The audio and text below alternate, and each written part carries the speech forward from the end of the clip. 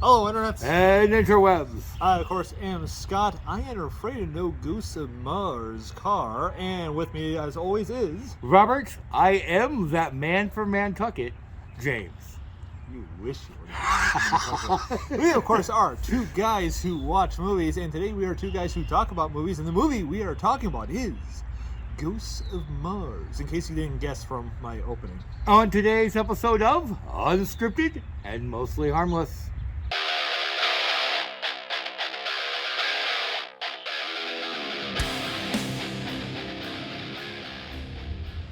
Always got to ruin my fun. That's okay. So yeah, today is John Carpenter's Ghosts of Mars. Are you a John Carpenter fan? I am and I am not. But I am, but I'm not. But I am. Okay, John Carpenter is... Just stand on that fence, man. Not even just sitting on it. You're completely standing on it. Mr. Carpenter is very much like a chocolate bar with coconut. I would go into the store and buy one. However, I wouldn't actually take the time to go to that store. Somebody would have to already be going there, and I'd say, hey, pick me one up. Yeah, that doesn't make any sense to me. I am a fan of John Carpenter's films. I have seen a lot of them, but not all of them, which I am trying to fix. I am in the process of fixing that. I had actually seen this one beforehand. I actually saw this one in theaters when it first came out. Oddly enough, I was not big into Carpenter at the time I originally saw the film, and thanks to the trailers, which really build the movie as a completely different thing than what it was. So much so that I never went to see it. I didn't even originally care for it when I saw it in theaters because I was expecting something completely different than what we got. But rewatching it, yeah, I've actually definitely liked the rewatches more than I did when I initially saw it. Because now I'm going in without any expectations, you know. Right. And I think that's a good way to go to this film with no expectations. You know, if you go in expecting one thing or another, you're probably not going to care for it as much. Right. So you want to do a synopsis or shall I? You know what? I'll let you go ahead. I think I did it last week. So, okay. So very simple storyline. The entire movie's actually being told in a flashback, but it's basically about a bunch of people a bunch of cops going to go and grab a prisoner for a prisoner exchange, you know, moving them, and they find out that the town that they have to go to, which of course is on Mars because they're on Mars, is a ghost town. Something mysterious is happening, and they quickly find out that they're screwed. That's a good synopsis. I should write these for a living. Shall we go right on to the good? I think we should go to the good. Major spoilers ahead. And we go into the good. That was like 2 back-to-back title cards on them. That was kind of cool. Yeah, whatever works. Yeah. All right. You want to start or shall I? Mine's going to be super simple. Oh, okay. So you don't have a whole lot of good for this? No. It's not that I don't have a whole lot of bad either, but my good is the restraint. Oh, okay. Sure. This could have been a cheese fest times 20. Oh, easily. The story was great. The cinematography was great. They didn't try to throw, this is a space colony on Mars, down your throat. They showed a lot of restraint. You felt like, yeah, I'm on a planet that's not Earth, but never did they get so caught up into showing, you know, skyscraper buildings and rocket ships flying. They told a story. Even the bad guys, the demons, ghosts, whatever that was floating around, it was done, I almost hate to say a 70s disco effect, but a 70s disco effect, which to me made it a million times more scary because I don't need to see the monster. The crap that goes on in his head are 10 times scarier than you could ever show me on film. So the good is the restraint that the director and the producer and everybody showed in making a movie. Yeah. For me, the good was the suspense. I like the suspense that they built up. Now, we'll to be talking this more in the bad about. I didn't really care as much for, or you might be mentioning in the ugly possibly. I didn't like the constant flashbacks of the first act, but because we jump around a lot. But we'll get to that. But the suspense was good. They still build this up. They have a whole mystery. They don't just throw it out at you real quick. They're showing you lots of pieces one at a time, kind of wheeling you in. I really liked it, and because of that, it was a lot more show rather than tell, because even though we do find out about these ghosts and stuff like that, there is so much that we're just shown with how we see they're building all these weird things, these weird little knickknacks and stuff like that everywhere, which are supposed to represent different things, I suspect, but they don't tell us, we find out later on what they originally looked like, and that kind of informs why they're doing what they're doing to their bodies and stuff like that, but they don't flat out tell us this. They're showing us this instead, and I like that aspect. I like that type of storytelling. It reminded me of, I don't have kids, but it reminded me of feeding a toddler. You don't tell them it's banana, but you give them a bite and you let them chew on it. Peach? No, here, take another bite. Oh, hey, that's banana. And that's what I felt like the writers were doing. And there are certain films that absolutely works with them, and this was one of them. Yeah. Any other goods? I kind of mentioned the cinematography. Do you know how hard it is? And I'm an amateur by far. I'm no Hollywood director. But even when we do our skits, I want to show the skyline. I want to see the background. Dude, you don't need none of that crap. Show me a pound of dirt and tell me I'm on Mars. And that's what they did. Yeah, pretty much. Yeah, I mean, I wonder how much of it was as red as it appeared. Right. So I'm wondering if they did that theme through the whole movie too. The buttons were red. Yeah, because it's supposed to be Mars. So right. I mean, and I honestly believe they were on Mars. I believed it was the future. Stuff like that. Not once did I feel that they weren't. So I felt it was very believable. I like the action in this. I love the explosions. There was some really impressive explosions in this, I thought. I was very happy with explosions. I don't know if I'll ever eat a canned food again. They found these detonators, and they couldn't find dynamite, because I guess they're supposed to be going to, it's a mining planet.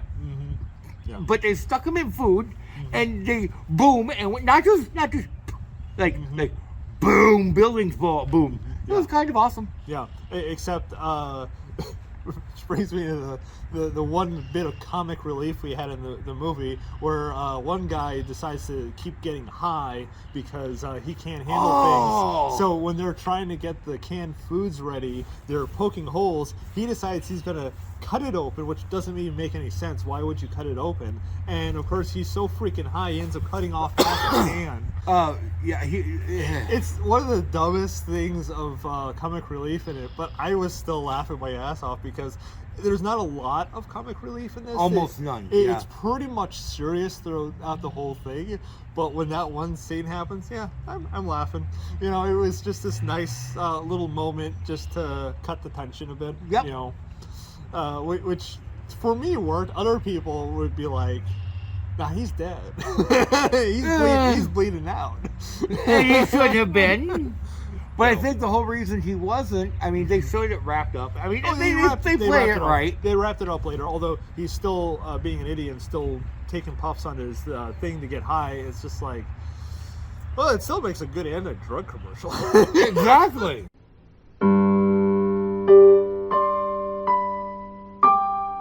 I think that's all my good.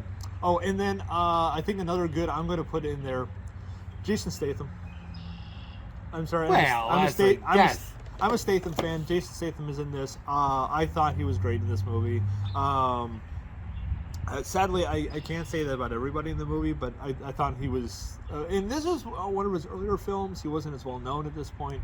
And I don't know. A lot of it still feels like classic Statham. I mean, it just feels like a lot of the other films he's done. I think he was starting to get into his groove at this point. Yeah. It's just how it felt like to me. So yeah, I was very happy with his character. And yeah, I think that's about all that I can think of right now. For the most part, though, I just want to stress that even though I don't have a lot of individual things, I was very entertained with this movie. Oh, absolutely. Yeah, I enjoyed this film pretty much from beginning to end. It's not going to change your mind or melt your heart or anything else, but it was a fun popcorn. Yeah, it's a fun popcorn flick. I saw with a little bit slower than some popcorn flicks because of the suspense in that. But other than that, still fun popcorn flick. I thought. Yep. All right, you want to move on to the bad? Oh boy, the bad. All right, I will let you bad first. Oh, you're gonna let me bad first? Okay. Why? Good. Unfortunately, as you can probably guess, because I mentioned Jason Statham, but I didn't mention the other actors. The one thing I'm going to say is that although I don't think the acting for the most part was atrocious or nothing like that, most of the acting was fine. I just something I hate to say it. It felt that Natasha Henstridge, the main female character. You're going to say it, or I was going to say the exact same thing. I would say the best word I would describe for her acting was wooden. That's putting it mildly. Yeah, I'm sorry. Just, I don't have nothing against Natasha Henstridge. I really don't. I don't think she was probably the best cast for this part. I just don't think she was cast well. And the funny thing is, I know for a fact, because I did some trivia on this, she wasn't the original actress to play it. The original actress, who I can't remember off the top of my head, I have to look it up again, unfortunately had to bow out. I think she got injured during training, actually. So they had to get someone out in their last minute. Right. And she was Sonya Blade in Mortal Kombat. Yeah. That's who that reminded me of. That wooden, Yeah.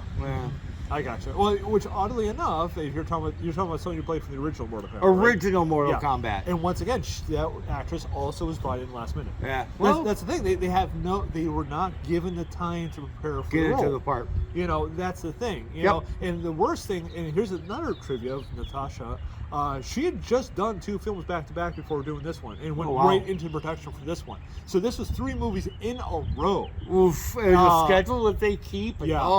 I suspect she was tired, and I think that would probably had more to do with this than anything. I don't think I don't want to really say bad things about her because for all we know, she was just exhausted and was having a hard time getting through the film. It's possible. I don't know. I wasn't there.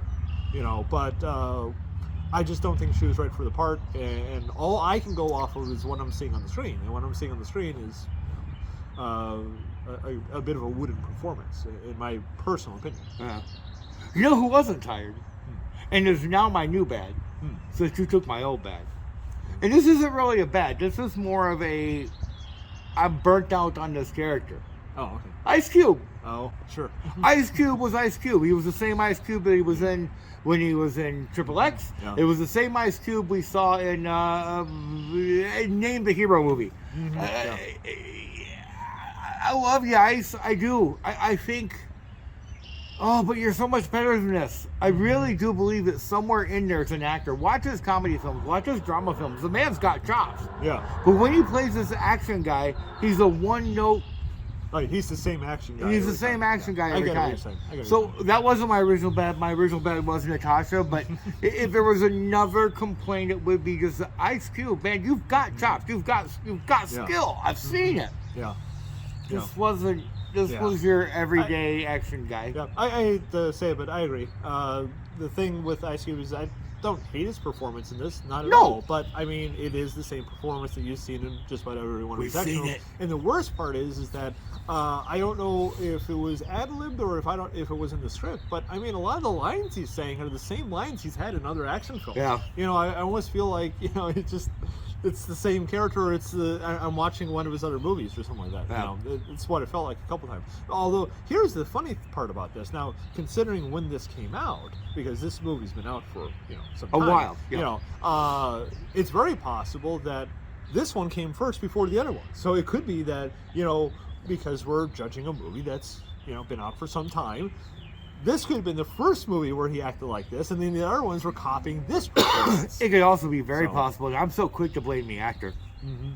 It could be very possible the director said, hey, you know what you did in Triple X? Yeah, that guy, oh, yeah. look, Well- we want that guy in this universe. Well, I know for a fact this came out before Triple X. Okay. So Well, just- it could have even been the other way around. Like, hey, Triple X, like, hey, you know that guy you played in Ghost of Mars? Really like that character. Why We don't you want play this him guy. again? You know. Yeah, so maybe I'm too quick, so- but I'm just saying yeah. his character was way too familiar. Yeah. That's really not yeah. bad. And Oh, and hey, that's not bad. and the wooden jumping vampire that is Wow, wooden jumping vampire. that's what you reminded me of. You know the Japanese mythos. Yeah, so I know, That's what yeah. Okay, I know know I'm you- supposed to kill you, but I'm not going to rush. I'm going to very slowly hop my way to you. I'm sorry, I don't remember her hopping in this movie. Were we no, watching that the would have been movie? interesting to watch. This was still interesting to watch. Just No, not her part. as her character, if she started hopping, I would have been like, Okay. ooh. So I mentioned a little bit before. My other bad, of course, is the you're going to mention this in the ugly, so you're going to go into this even more. But my other bad, and I'm just going to touch on it a little bit, so you can really go into the ugly. My other bad is the constant flashbacks. So that's my other bad. But you're going to talk about it more in ugly, right? Mm-hmm. Yeah. So I don't want to talk about it right now. We'll let you talk about it. And I'll just kind of give my 2 cents in there. How's that work? Mm-hmm. Okay. So, Trap, demon.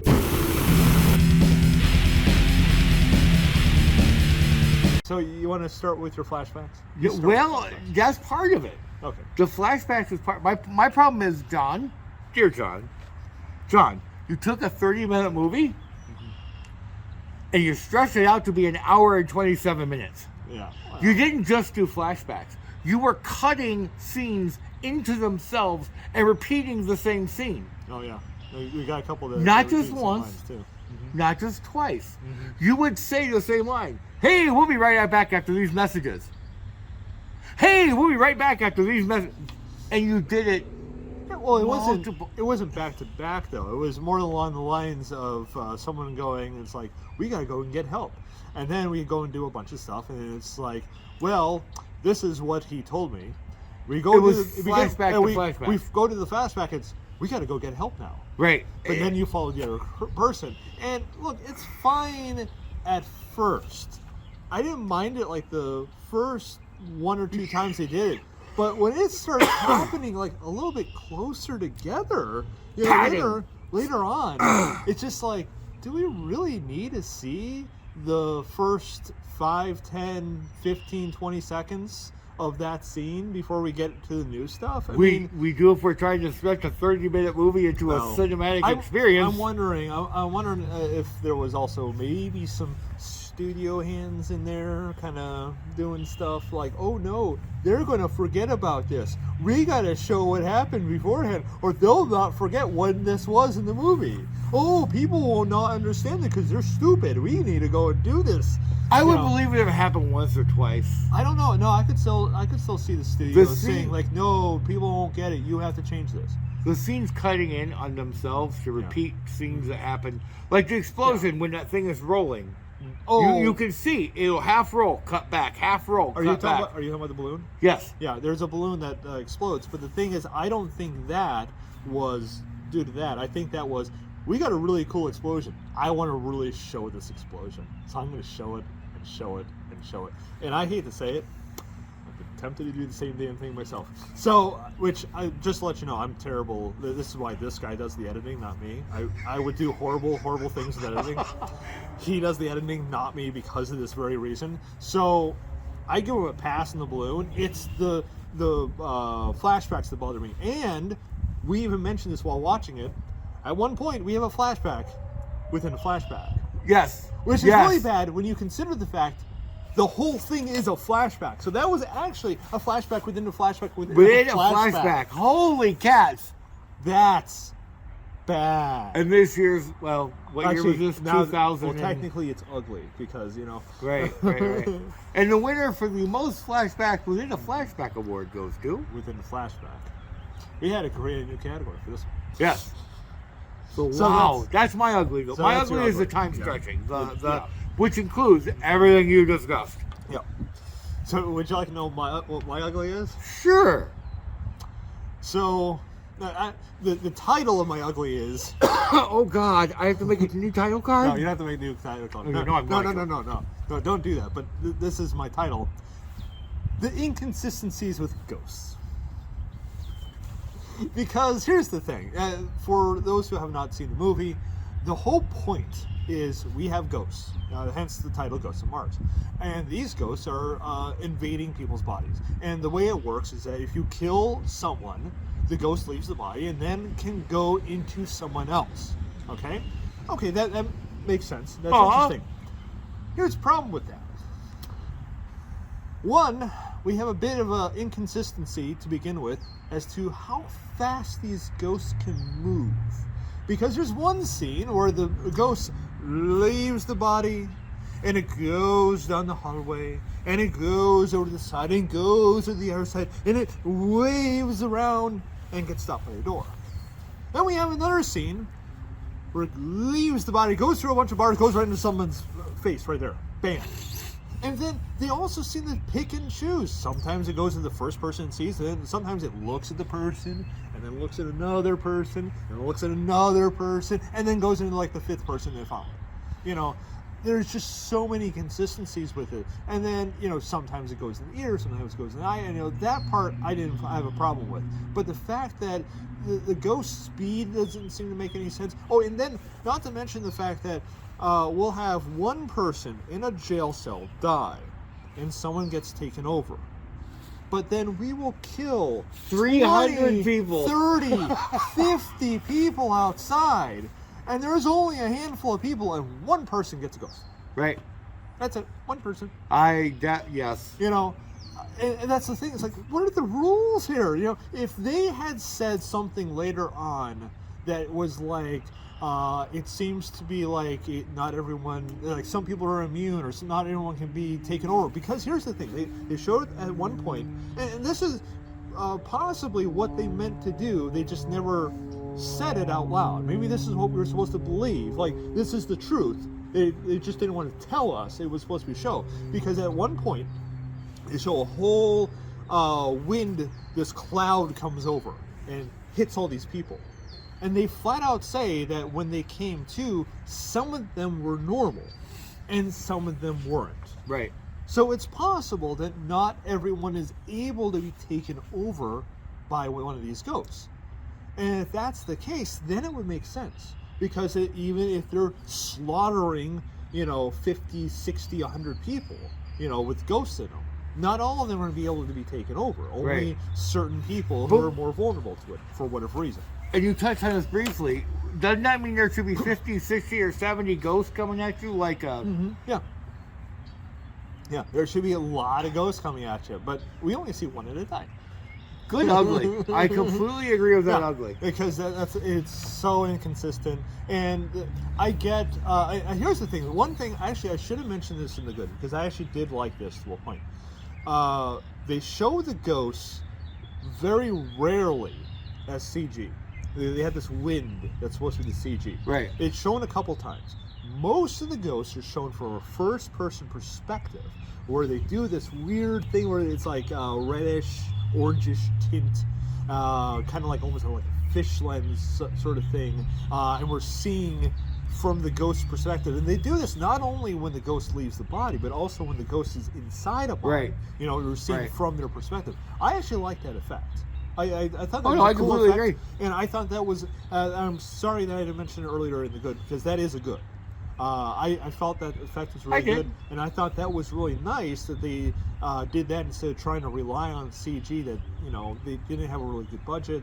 It was really difficult for them to pull that off realistically, that sort of thing. So I did like that effect, but I just wish they had more concrete rules for how these ghosts were, because for me it just seems like. It's whatever the plot needs. And it just seems too obvious. Because here's the thing, you have to have things match your plot. You have to be able to tell the story the way you want to tell it. But the problem is you need to have rules in place, and you need to be able to follow those rules. That's the thing. Otherwise, you lose your audience, and you lose the belief that these things are what you are claiming they are. They are, yeah. Yeah. How can I believe that these ghosts are going to invade people when you had 50 freaking people die and only one gets taken over? This doesn't make any sense. Very cool. So that's my ugly. All right. Well, I think it's time to award some coffee cups. Yeah.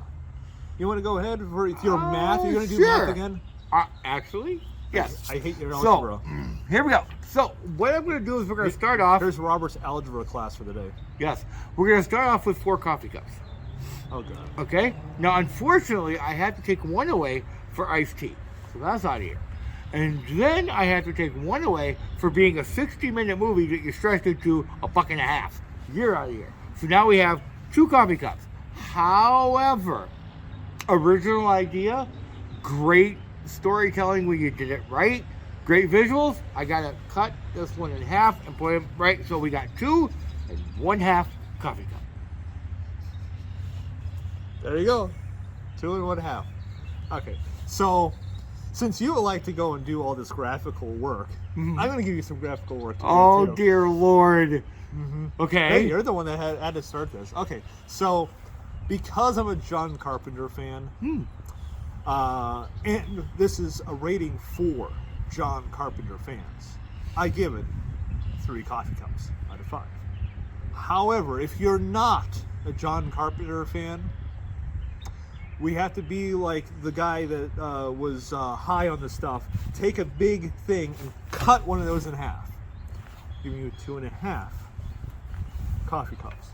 Now, whatever you do, don't have your hand on the coffee cup while cutting it, because that would get messy. Don't do that. That'd be bad. Right. But I'm going to say 2.5 coffee cups out of 5. So for once, one of the few times ever, we are in agreement. Here's the big one, Elizabeth. Yeah. I'm coming home.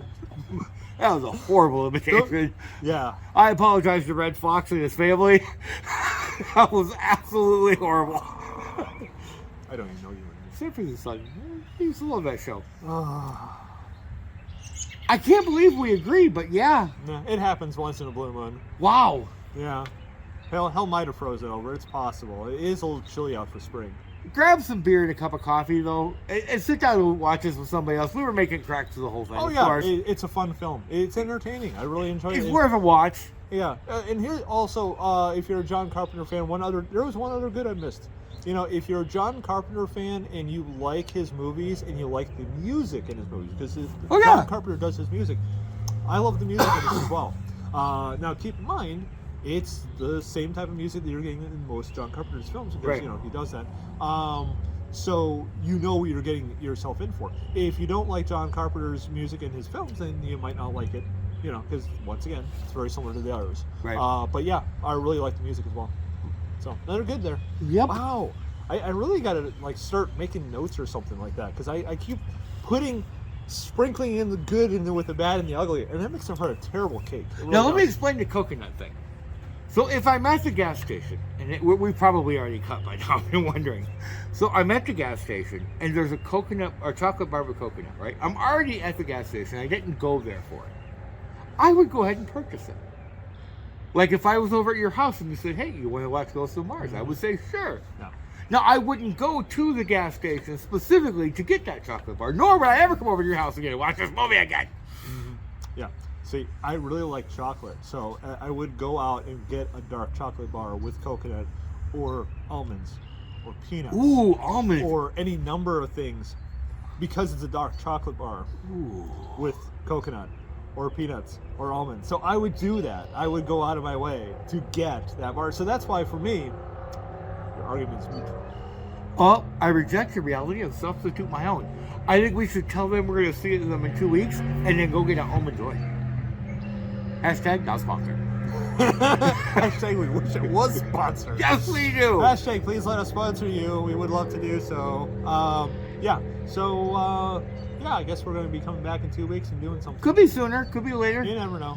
I do want to say thank you to the new subscribers and to people who have been commenting on our past old videos. Speaking of appreciate which, it. If you got an idea of a movie you'd like to see us review, let us know in the comments below. We'd be more than happy to take it in consideration. We're open just about anything. Well, I said just about. yeah, I would say. We want you to review Debbie Does Dallas. Well, I can do that off the top of my head. So when I was 18, No, just no. Okay. No, I say almost anything because then we'll get like, I want you to review Garbage Pail Kids. Like, I would regard you kids. you would. Sorry, but I would. Oh. Anyway, we'll see ya. Bye-bye. Oh my God, was that witty banter at the end? I feel like that was witty banter.